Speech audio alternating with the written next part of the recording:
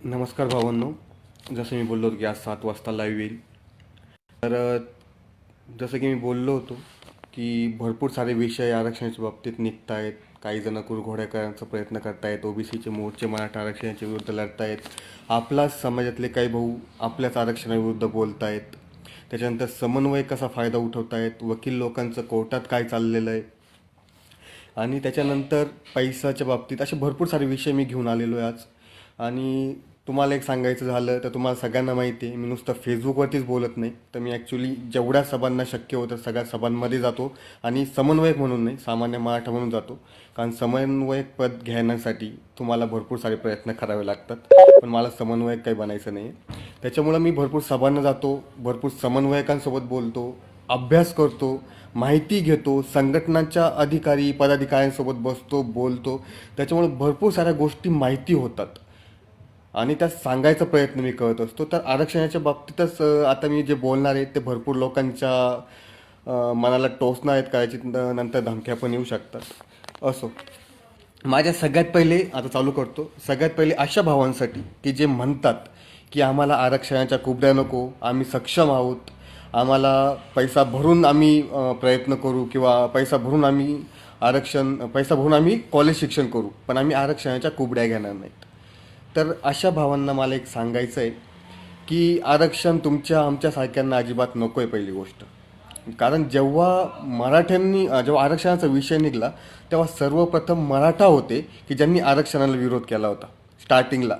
पण आज मागासवर्गीय आयोग, गायकवाड आयोग, राणे समितीचा आयोग, हे सगळे आयोगाचे अहवाल बघा आणि मराठा समाजाला आरक्षणाची गरज काय हे तुम्हाला कळेल. तुमच्याकडे आज पैसा आहे, पण उद्या कोरोनासारखी परिस्थिती आली किंवा अचानक फायनान्शियल क्रायसिस झाले, तेव्हा तुम्ही काय करणार?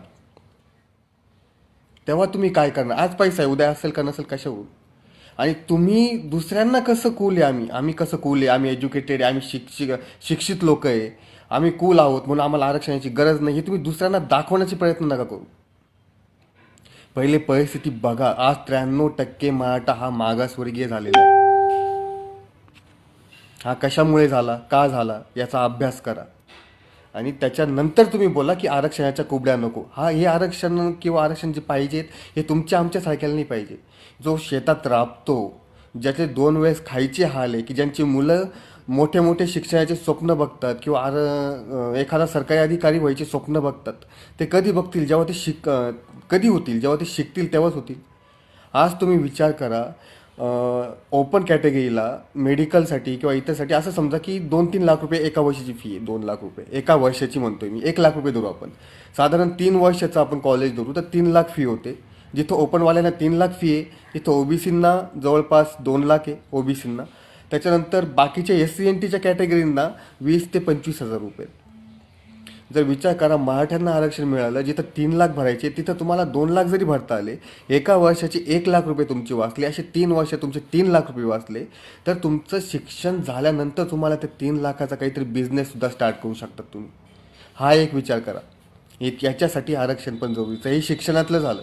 याच्यासोबत शिक्षण करता करता तुमचे ते पैसे वाचल्यानंतर तुम्ही बिझनेस पण करू शकता.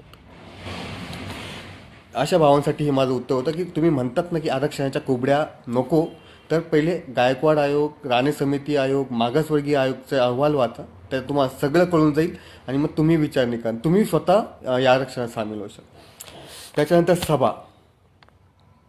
आता सगळ्यात महत्त्वाचं, ह्या सभेवरती मी खूप सारे आरोप लावणार होतो, पण ठीक आहे. आता काल झालेली मुंबईच्या सभेमध्ये मी स्वतः तिथे होतो. जवळपास सभा होणार 10 वाजता, मी तिथे 6 वाजताच पोहोचलेलो होतो, कारण माझी बस लवकर निघून आली होती. जी सभा होते त्या सभेत पोहोचल्यानंतर तिथे रुपेश मांजरेकर सर आलेत, नंतर आपले प्रफुल्ल पवार सर आलेत आणि अजून 2-3 आपले बांधव आलेत. बांधव आल्यानंतर राजन घाग सरांनी आम्हाला एक लिंक पाठवली, यूट्यूबची लिंक, की न्यूजवरती. त्या न्यूजवरती असं मेन्शन केलं होतं की मुंबईची जी सभा होती, आणि त्याच्या आधीपासून पण हे चालू होतं की मुंबईची सभा फोडायची, ती होऊ द्यायची नाही. तर मुंबईच्या सभेमध्ये असं सांगण्यात आलं की ती सभा विनायकराव मेटेंनी भरवलेली आहे आणि त्याच्यानंतर या सभेवरती सर्व समन्वयकांचा बहिष्कार आहे. का बरं? कारण त्या सभेत काहीतरी डिस्कस होणार होतं किंवा मराठा एकत्र येणार होता आणि त्या दिवशी जवळपास 70 संघटनांचे अध्यक्ष किंवा कार्यकर्ते किंवा पदाधिकारी आले होते. जवळपास 300 लोकांची सभा तिथे झाली. मराठा सभा फोडण्याचा खूप प्रयत्न केला गेला, पण ते त्यांचं जो प्रयत्न होता तो हाणून पाडण्यात आला. आत्ता पण सांगतो, ती सभा जी होती किंवा त्याच्यानंतर जे मीडियामध्ये सांगितलं झालं की मेटेंनी ती सभा भरवण्यात आली होती, की मेटेंनी हे केलं, ती सभा मेटेंनी भरवलेली नव्हती. राजन घाग, प्रफुल्ल पवार, क्षत्रिय मराठा संघटनेचे जे आहेत ते आपले रुपेश मांजरेकर सर आणि काही आपले समन्वयक भाऊ की ज्यांनी ती भरवलेली होती. विनायकराव मेटेंचं नाव मोठं करण्यासाठी करायचे ते करण्यात आलं असावं, मीडियानी ते करण्यात आलं होतं, त्याच्याशी काहीही संबंध नाही. पण विरोधकांनी ती सभा फोडण्यासाठी विनायकराव मेटेंचं नावाचा वापर केला की ती सभा विनायकराव मेटेंनी भरवली होती असे. आणि हे जे आहेत ना, जे विरोधक, हे जे सभा फोडणारे विरोधक होते त्यांचे नावं पण आलेले आहेत.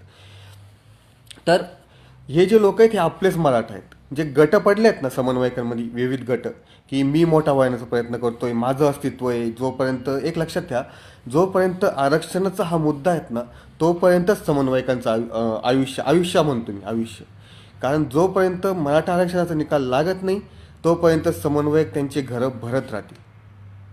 मला विचार आणि तुम्ही विचार करा. आणि त्याच्यानंतर 20 तारखेच्या सभेमध्ये असं एक म्हणण्यात आलं की 3 तारखेला, येत्या 3 जानेवारीला सगळ्या समन्वयकांची, सगळ्या बाकीचे सगळे हेवेधावे विसरून जाऊ द्या, सगळं विसरून जाऊन सगळ्या समन्वयकांनी एकत्रित येऊन समाजाला एक दिशा दाखवायचं काम करायचं आहे. एकत्रित येऊन एक निर्णय घ्यायचा आणि त्याच निर्णयावरती पुढे जायचं आहे. आता 3 तारखेला मी स्वतः बघणार आहे की तिथं किती समन्वयक येतात, किती लोकांना समाजाची काळजी आहे आणि किती समन्वयक समाजाच्या काळजीपोटी एकत्र येऊन एक विचाराने पुढे जायचा प्रयत्न करतील. आणि एक लक्षात ठेवा, ज्यांना स्वतःचे खिशे भरायचे आहेत ना ते कधीच एकत्र येणार नाहीत. समाजाने हा विचार करायचा आहे. त्याच्यानंतर घटनापीठाचं सॉरी त्याच्यानंतर घटनापीठाचं जेवढे समन्वयक आहेत, जेवढे कायदे पंडित आहेत, जेवढे अभ्यासक आहेत आपल्या मराठा समाजात आरक्षणासाठी लढणारे, त्यांना ही गोष्ट एक माहिती होती की जे घटनापीठ 5 बेंचचं निवडलं गेलेलं आहे त्याच्यामध्ये 3 सदस्य असेच घेतले गेलेले आहेत की ज्यांनी आरक्षणाला आधी स्थगिती दिलेली आहे. पण ही माहिती जाणून बुजून समाजापर्यंत पोहोचवली गेलेली नाही. जेव्हा कोर्टात निकालाची वेळ आली, कोर्टात जायची वेळ आली, तेव्हा समाजाला कळलं की जेव्हा भरपूर लोकांनी आक्षेप घेतला त्याच्यानंतर, माझ्यासारख्या किंवा इतर बाकीच्या लोकांना जेव्हा ही गोष्ट कळली तेव्हा त्यांनी समाजासमोर मांडली. पण समन्वयकांनी मांडली नाही, अभ्यासकांनी मांडली नाही, कायदे तज्ज्ञांनी मांडली नाही, ना वकिलांनी माहिती मांडली की 3 जे घटनापीठाचे सदस्य असे आहेत की जे ऑलरेडी आरक्षणाला स्थगिती दिलेत आणि उरलेले 2 हे नवीन भरलेत. मग एवढी तातडीची घटनापीठ स्थापन करून ते 3 लोक घेण्याची गरज काय होती? आणि तेच झालं. मागच्या सुनावणीच्या दरम्यान आरक्षणाची स्थगिती उठली नाही. आता 25 तारखेला जे म्हटलं जातं आहे की आरक्षणावरती जो आहे तो आम्ही एकसूत्री निर्णय राबवू किंवा कंटिन्यू त्या केसेस घेऊ. तर मला एक सांगा भावांनो, सगळ्यांना, समन्वयकांना पण माहिती आहे, अभ्यासकांना पण माहिती आहे, वकिलांना पण माहिती आहे की 25 तारखेला जे घटनापीठ स्थापन झालेलं आहे त्याच्या 5 बेंचच्या घटनापीठामध्ये 3 सदस्य हे ऑलरेडी आरक्षणावरती स्थगिती दिली गेलेली आहे आणि त्या स्थगिती दिले गेलेले सदस्य हे 3 आहेत.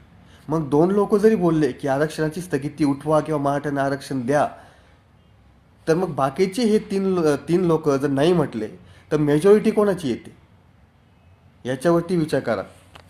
त्याच्यानंतर BJP झालं, आघाडी सरकार झालं किंवा इतर कोणताही पक्ष, छोटे मोठे जे घटक पक्ष राहतात ते म्हणतात की आम्ही मराठ्यांसाठी लढतो, आम्ही SCBC दिलं, आम्ही ESBC दिलं किंवा आम्ही OBCसाठी लढतोय. तर हे एक लक्षात घ्या, सभामध्ये जातो, समन्वयकांशी बोलतो, समन्वयकच एकत्र नाही आहेत. काही समन्वयक OBCसाठी लढतायत, काही समन्वयक SCBCसाठी लढतायत, काही समन्वयक EWSसाठी लढतायत, तर काही समन्वयकांचं फक्त मोर्चाला विरोध करणं, सभेला विरोध करणं म्हणून लढतायत आपल्याच विरोधात. तर माझं एकच म्हणणं आहे की सगळ्या समन्वयकांनी 3 तारखेला एकत्रित यावं, त्यांचं म्हणणं एकदम शांततेने मांडावं. सगळ्या समन्वयकांनी एकत्रित येऊन निर्णय घ्यावा की SCBC पाहिजे, EWS पाहिजे की OBC पाहिजे आणि त्याचा अभ्यास समाजाला सांगावा की नेमकी काय. नंतर सामान्य मराठ्यांना पहिली गोष्ट, आरक्षणाच्या बाबतीत जास्त काय माहिती नाही. मी लाईव्ह चालू आहे इथं, तर तुम्ही मला सांगा ECBCचा फुल फॉर्म काय आहे, EWSचा फुल फॉर्म काय आहे, किंवा मराठा समाज जो गायकवाड आयोगाचा अहवाल आलेला आहे त्याच्यामध्ये मराठा समाज किती टक्के मागासवर्गीय आहे, किती टक्के मराठा समाज हा पदव्युत्तर शिक्षण घेण्यास पात्र ठरतो किंवा पदव्युत्तर शिक्षण घेतो, किती मराठा समाजाला माहिती ह्या गोष्टी आरक्षणाबाबत, किंवा आपल्याला आरक्षण का पाहिजे याच्याबाबत किती मराठा समाज माहिती घेतो. आणि आपल्याला जर माहिती नाही आहे काही तर आपण आरक्षणासाठी लढूच का. आणि त्याच्यामुळं आपण आरक्षणाच्या बाबतीत लढण्यासाठी किंवा आरक्षणाच्या बाबतीत आपण जास्त ॲग्रेसिव्ह नाही, आपण फक्त फेसबुकवरती बोलत असतो. भरपूर साऱ्या संघटना झाल्या किंवा फेसबुक ग्रुप झाले की जे फक्त फेसबुकवरती बोलतात, पण ॲक्च्युअल ग्राउंडवरती सभेला किंवा आपले म्हणणे मांडण्यासाठी येत नाही कोणी. तर तेच म्हणणं आहे की तुम्हाला जे पाहिजे असेल त्याची माहिती घ्या, आरक्षणाची माहिती घ्या आणि समन्वयकांना प्रश्न विचारा की नेमकी तुम्ही समन्वयक आहात तर तुम्ही काय काम केलं आहे समाजासाठी. फक्त आंदोलन करणं हे समन्वयकांचं काम नाही आहे. समन्वयकाचं काम तुमच्यापर्यंत पूर्णच्या पूर्ण माहिती पोहोचवणे, मराठा समाजाला एकत्र आणण्याचं काम आहे. पण इथे समन्वयकच एकमेकांच्या आया बहिणी काढतात. आणि हे तुम्हाला एक दिवस मी सिद्ध करून दाखवेल, जेव्हा एक सभा जी लाईव्ह घेईल ना, रेकॉर्डिंग करेल, तेव्हा मी तुम्हाला दाखवेल की किती शिवीगाळ चालते समन्वयकांची किंवा एकमेकांना किती शिव्या देतात. त्याच्यानंतर पैसा जमा करणे. भरपूर साऱ्या संघटना आहेत किंवा संघटनांचं नंतर बोलतो मी. आता पहिले एक सांगतो की क्रांती मोर्चे झालेत, भरपूर सारे क्रांती मोर्चे झालेत, ज्याच्यामध्ये नाशिक असू द्या, मुंबई असू द्या, ठाणे, कल्याण या ठिकाणाहून जे जे मोर्चे झालेत त्या ठिकाणावरून पैसा जमा झाला होता, पैसा जमा करण्यात आला होता किंवा पैसा स्वतःहून दिला होता लोकांनी, समाजाने. ह्या पैशाचं काय झालं? चांदवड, नाशिकसारख्या ठिकाणी 30-35 लाख रुपये जमा झाले होते, मुंबईच्या ठिकाणी कोटीमध्ये पैसा जमा झाला होता. तर हा पैसा गेला कुठं? आजही मराठा समाजाच्या वकिलांना पैसे मागण्याची गरज येते की आम्हाला कोर्टात लढायचं आहे, आम्हाला पैसा लागतोय. हा पैसा का उपयोगात आणला जात नाही? ह्या पैशाचा हिशोब तुम्ही तिथल्या समन्वयकांना विचारा की हा पैसा कुठं गेला, या पैशाचा हिशोब काय, तुम्ही कुठं कुठं कशा कशासाठी खर्च केला. आणि जर तो पैसा तिथंच पडू नये, बँक अकाउंटमध्ये पडू नये, तर नुसता त्या बँकेत सोडून उपयोग काय जर त्याचा समाजाला उपयोग होत नसेल. त्याच्यानंतर येतो संघटनांवरती. मराठा समाजाच्या 150च्या वरती अधिकृत संघटना आहेत. अधिकृत म्हणतोय मी, अधिकृत म्हणजे काय, रजिस्टर्ड संस्था. आणि 500च्या वरती किंवा 600च्या वरती या अनरजिस्टर्ड संस्था आहेत. एवढ्या संघटनांची गरज आहे मराठ्यांना. प्रत्येक संघटना येते, आम्ही समाजाचं काम करतो, आम्हाला पैसे द्या. पैसे घेतल्यानंतर मी त्या गावचा नाही, मी तुम्हाला सांगणार नाही त्या पैशाचा हिशोबाचं काय केलं, किंवा मी एखादं कामासाठी जर पैसे घेतले तर त्या कामाचं काय झालं, त्याला किती खर्च आला, काय आलं, ही माझी जबाबदारी आहे तुम्हाला देणं, संघटनेची जबाबदारी आहे तुम्हाला देणं. त्या पैशाचं काय झालं काय नाही. मग असाच पैसा क्रांती मोर्चाच्या वेळेस पण घेण्यात आला. किंवा काही समन्वयक सांगतात मला दिल्लीला जायचं आहे किंवा मला कोर्टात जायचं आहे, मी याचिका केलेली आहे, मला वकिलांना पैसे द्यायचे आहेत. अशासाठी तुमच्याकडनं पैसे घेतले जातात. आणि आपला समाज एवढा भोळा आहे की डोळे बंद करून पैसा देऊन टाकतो. आणि 100-100, 200 रुपये देणारे पण आहे आणि 1-1, 2-2 लाख रुपये देणारे पण आहे. आणि त्याचा आपण कधी हिशोब घेतो का? कितीतरी समन्वयक ज्यांचे खायचे हाल होते ते आता मोठ्या मोठ्या गाड्यात फिरतायत, कोटी कोटीचे बंगले बांधून ठेवलेत. आणि जो चळवळीमध्ये तळमळीने काम करतो त्याला ट्रोलिंग करून, त्याला विरोध करून, त्याला शिवीगाळ करून घरी बसवलंय. मग आरक्षणाचं काय होईल?